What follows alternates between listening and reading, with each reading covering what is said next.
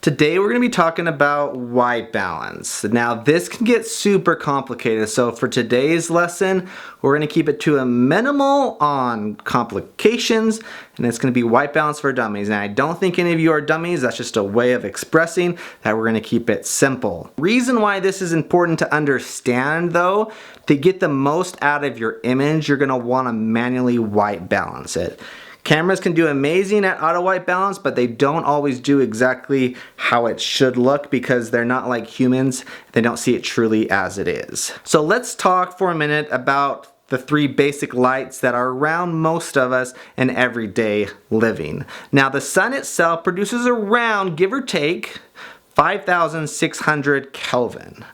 A fluorescent light bulb, which are normally those long bulbs, they produce a slightly green light, also known as 4,800 Kelvin. It's around that range. You can even say sometimes around 4,000, but 4,800 Kelvin.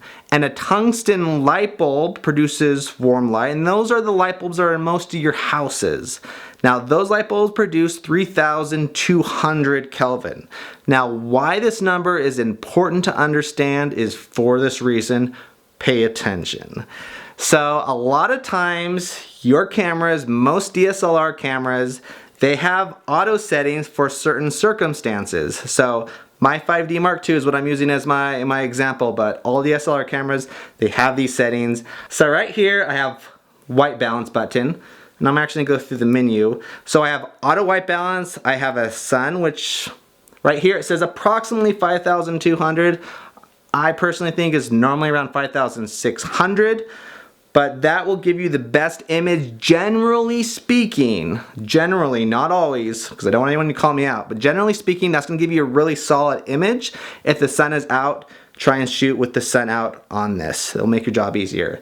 If you're inside of a house or shade, it has those options, cloud, and then it has the tungsten light bulb right here that I was just talking about. And right here it says approximately 3,200 Kelvin. Different light bulbs, if they're both tungsten light bulbs, sometimes it's going to be a little bit higher than that number or a little bit lower than that number. So just be aware of that. The same thing with fluorescent light bulbs.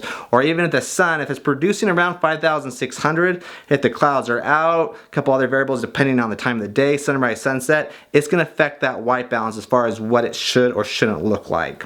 So why is this so important to understand? If I'm filming inside and I'm using tungsten light bulbs, I'm going to want to shoot around that same color temperature. If I know those light bulbs are producing around 3,200 Kelvin, I'll either use the 3,200 Kelvin option on my camera, or I can manually set it to 3,200 as well.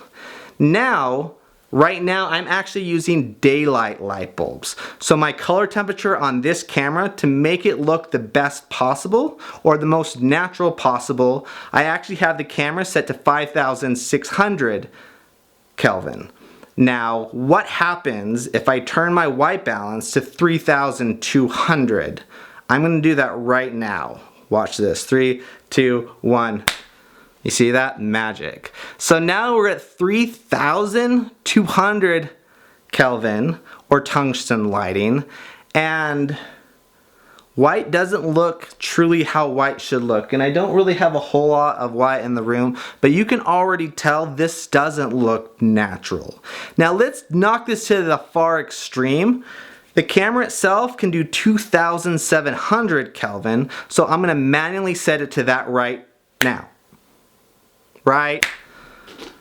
So this camera can actually do 2,500 Kelvin. I was wrong. It wasn't 2,700. We're at 2,500. So as you can see, this just doesn't look normal. Now let's go to the opposite extreme. I'm going to go as high that this camera can go on the Kelvin scale. So watch this. So now we're at 10,000 Kelvin, and this doesn't look right either. So that's why it's important to understand what lights you're using and making sure the white balance that you have it set at is the correct one. So you can do it auto. You're gonna get a good image if you're basing it around the lights that you're dealing with. Auto does do great. If you know exactly what it's at though, and you want it to look as true to what it should, then you can manually set it to that color temperature that your lights are producing. So let's go back to normal, which is 5,600 because I'm using daylight bulbs that are also producing 5,600. And now we're back to normal. 5,600 Kelvin because I'm using daylight bulbs. Now, I have a tungsten bulb directly above my head. If I were to turn off these daylight bulbs and turn on that tungsten bulb and turn my camera to 3,200 or tungsten setting, then it would look normal again. So just keep that in mind when you're shooting different objects. Now, how does this apply if you want to actually take this to another level? So the way I personally apply this, if I'm filming a sunset and I have it set to daylight, 5,600 Kelvin, and I want to get a little bit more out of that sunset as far as the color temperature, I'll actually manually change on my camera. I'll raise that Kelvin if I want it warmer or a cooler sunset. So I try and do that all the time in camera, and it gives you a better image as far as what you want to capture. Also, with that being said, I'm going to show you an example of when I was in Africa. So here we got some lions. Sorry it's a little gruesome, they just caught a water buffalo. And I wanted to get the most out of the image, so I tried to kind of play around with the color settings on my camera so I could use that as an example for you all. So we had the sun producing the light, which was 5,600 Kelvin, give or take. And going through every setting on my camera so you can see how that's affecting my image for what you're seeing right now. So that's why this is so important. You can tell the difference on how auto white balance works, setting it at 5,600, setting it to tungsten. It all plays a huge impact on the image that you're creating. So just know your camera settings when it comes to white balance. Now, why this is also so important, what you're essentially telling your camera is you're telling it what true white looks like. So it doesn't look off-white, it doesn't look unnatural. So that's why it's so important to understand the color temperature, because that has a dramatic effect. Once again, I use the word dramatic all the time, but it has a huge effect on the image that you're creating. So know how to use white balance. Definitely remember those three as far as daylight, fluorescent, and tungsten. Those are the three lights you're going to deal with the most. And if you know each of the kelvins that they're running at, and just know that sometimes they'll be slightly off depending on the light bulb, but they're generally around these numbers that are going to show up right now, but they're generally going to be around those. So just set your camera to those settings when you're dealing with those lights. And a lot of light bulbs, you can actually look on the bulb itself and it will tell you what color temperature is going on. Now, another thing that I did not realize until I actually started getting a lot of education on this is if you're filming inside with a tungsten light bulb and you also have daylight coming in, you're having two lights of different color temperature mixed in, so it's going to kind of screw up your object or whatever you're filming, and it's not going to look as good most of the time unless you like the mixed light, but it's going to kind of freak out your camera a little bit as far as knowing what should be the correct color temperature. So whenever I can control it, I'll try and have all the same color temperature lights in the same place that I'm actually filming. So going back to that house setting, if I have the daylight coming in, I can't compete with that unless I shut the blinds. But if I want that natural light coming in, that's around 5,600 Kelvin. So a lot of times I'll actually take out the light bulb, or I'll turn off the lights, the tungsten lights. And if I brought a daylight light bulb, which you can actually buy, because that's what I'm using right now, you can actually buy daylight light bulbs and then you can plug those in so it will match the light from outside. Generally speaking too, daylight light bulbs are brighter.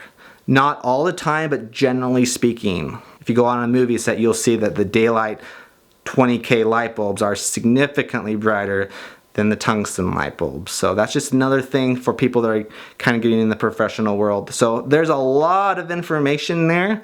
I'll leave a link below on more information on the subject. Color temperature is super important. That's something you can control in the camera. If you're filming RAW, if your camera has that capabilities, which only or most high-end cameras can shoot RAW, you can change the color temperature later, but for a lot of people shooting video with DSLR cameras, you don't have those options, so shoot correctly from the start in camera, because you can't go back and change the color temperature once you've shot it if you can't film in RAW. One more reason why color temperature is so important, know If you know the rules, then it's okay to break them. Now, it's important to understand these rules and apply these rules, but also know that they can be broken. If you think something's to be more stylized because you're shooting at a different color temperature, don't be afraid to experiment with that. Even at the start of my YouTube days, I experimented with it. One of my first 10 videos, the gigantic water slide video that we did, that video I didn't shoot it at daylight, even though it was a cloudy day. I shot it at 10,000 Kelvin. So that had a major impact on the video, on how it looked, and it being much more stylized than if I were to just shoot it at daylight or 5,600 Kelvin. Now, just know, if you know the rules, it's okay to start breaking them once you start getting in that position. So just be mindful of that. It makes a huge difference. Thanks so much for watching. Over and out. Yeah, wham, bam, super tramp. And I tipping up my hat while I boost the fans. And I hover up top, can you feel the noise? All the girls scream now cause they want the boys. Yo, making all the clouds looking like a big joke. When I run so fast and I sing so low. And you never wanna mess with me, you're just dissing me. I just set me free, so just stop. We cool, we hot, we